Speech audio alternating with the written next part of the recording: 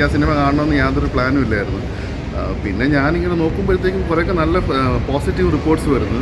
പിന്നെ ഞാനിങ്ങനെ വെറുതെ ഒന്ന് പോയി കണ്ടു നോക്കാമെന്ന് പറ്റി. പിന്നെ ഇന്നലെ കൂടാതെ നമ്മുടെ ഒരു മലയാളത്തിലെ റിവ്യൂവറും കൂടെ ഹെവി പോസിറ്റീവ് പറഞ്ഞു, ഉണ്ണി വ്ളോഗ്സ്. അദ്ദേഹം ഒരു തെലുങ്ക് സിനിമയ്ക്ക് പോസിറ്റീവ് പറഞ്ഞെങ്കിൽ എന്തായിരിക്കും. എന്നാൽ പിന്നെ ഒരു ക്യൂരിയോസിറ്റി, കാരണം സിനിമ കാണാൻ പോയി. സിനിമ തുടക്കം മുതൽ അവസാനം വരെ ലൈറ്റ് ഹാർട്ടഡ്. അതായത് ആദ്യത്തെ 10 മിനിറ്റ് തന്നെ സംവിധായകൻ പറയുന്നുണ്ട്, സിനിമ എന്ന് വെച്ച് കഴിഞ്ഞാൽ ഇത് ലൈറ്റ് ഹാർട്ടഡാണ്, ഇതിനകത്ത് ലോജിക്ക് നോക്കരുത്, ഇതൊന്നും നോക്കരുത്, എന്നാൽ അനാവശ്യമായിട്ടുള്ള കാട്ടിക്കൂട്ടലുകളോ ഒന്നുമില്ല. തുടക്കം മുതൽ അവസാനം വരെ എല്ലാവരും സ്കോർ ചെയ്ത് അങ്ങ് പോവാണ്. അതിൻ്റെ സിനിമയുടെ കഥയൊക്കെ പറഞ്ഞാൽ വളരെ സിമ്പിളാണ്. അതായത് സസ്പെൻഡഡ് ആയിട്ടുള്ളൊരു പോലീസ് ഉദ്യോഗസ്ഥൻ അദ്ദേഹത്തിന് ഒരു മിഷന് വേണ്ടിയിട്ട് അദ്ദേഹത്തിന് തിരിച്ചു കൊണ്ടുവരികയാണ്. ആര് കൊണ്ടുവരുന്നത്? അപ്പോൾ അദ്ദേഹത്തിന് പോകുമ്പോഴത്തേക്ക് അദ്ദേഹത്തിൻ്റെ ഫാമിലിയും വരും, ഭാര്യയും 1-2 പേരും പറയും ഞങ്ങളും കൂടെ വരും എന്ന് പറയും. ഇനി പുള്ളീനെ തിരിച്ചു കൊണ്ട് വരാൻ പോയത് പുള്ളിയുടെ എക്സ് കാമുകിയാണ് പോലീസിൽ ജോലി ചെയ്യുന്നത്. അത് തന്നെ ഈ പ്ലോട്ട് പറയുമ്പോൾ തന്നെ നിങ്ങൾക്ക് ഏകദേശം സംഭവം മനസ്സിലാവും.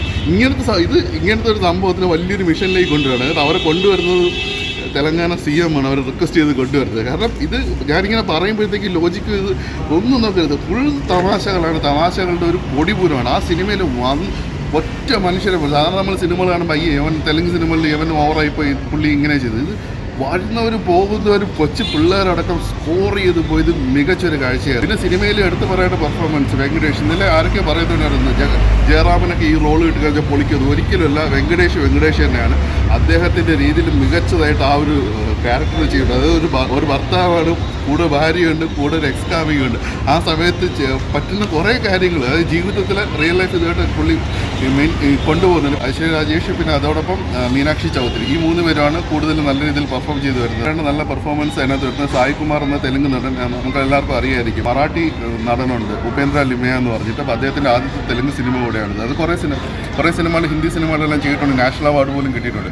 അദ്ദേഹത്തിൻ്റെ ഒരു വ്യത്യസ്ത റോൾ ഈ സിനിമയ്ക്കകത്ത് കാണാൻ പറ്റുന്നുണ്ട്. ത്രൂ ഔട്ട് ഒരു ഫൺ മോഡൽ കാണാൻ പറ്റിയ, ഫാമിലി പിള്ളേർക്ക് എല്ലാവർക്കും കൂടെ കയറുന്നിട്ട് ചിരിച്ച്. പിന്നെ ഒരു പ്രശ്നം എന്ന് വെച്ച് കഴിഞ്ഞാൽ തെലുങ്ക് വെർഷൻ മാത്രമേ ഇറങ്ങിയിട്ടുള്ളൂ.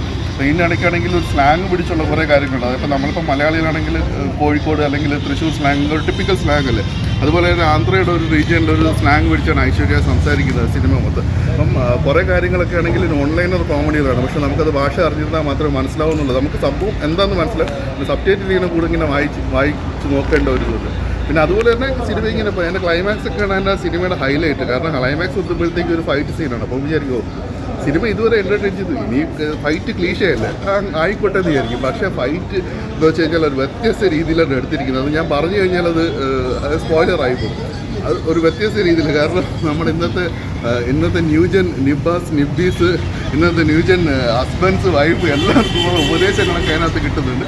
പിന്നെ ഒരു എക്സ്റ്റൻഡഡ് ടൈലൻഡ് കൂടെ സിനിമയ്ക്കകത്തുണ്ട്. സിനിമയുടെ ഒരു ഇമോഷൻ പിടിച്ചിരുന്നു കഴിഞ്ഞാൽ കാണാൻ പറ്റും. അങ്ങനെ കുറേ നാൾ കഴിഞ്ഞിട്ടാണ് ഇങ്ങനെ ഒരു കംപ്ലീറ്റ്ലി ഫൺ, ഒരു കുറേ സ്പൂഫ് മിക്സ് അല്ലെങ്കിൽ ഒരു കോമഡി ആയിട്ടുള്ള ഒരു സിനിമ കാണുന്നത്. അതും വെങ്കടേഷ് സത്യം പറഞ്ഞാൽ അദ്ദേഹത്തിൻ്റെ ഒരു എനർജറ്റിക് പെർഫോമൻസ് തന്നെയായിരുന്നു.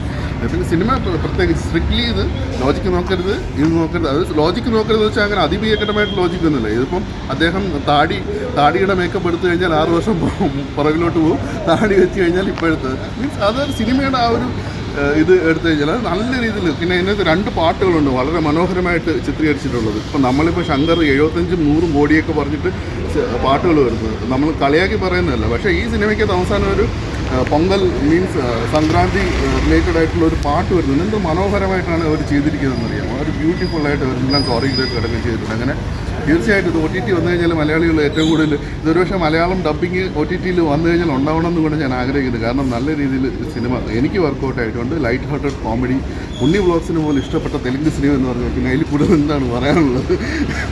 അത്രയ്ക്ക് സിനിമ എൻജോയ് ചെയ്യിപ്പിച്ചിട്ടുണ്ട്.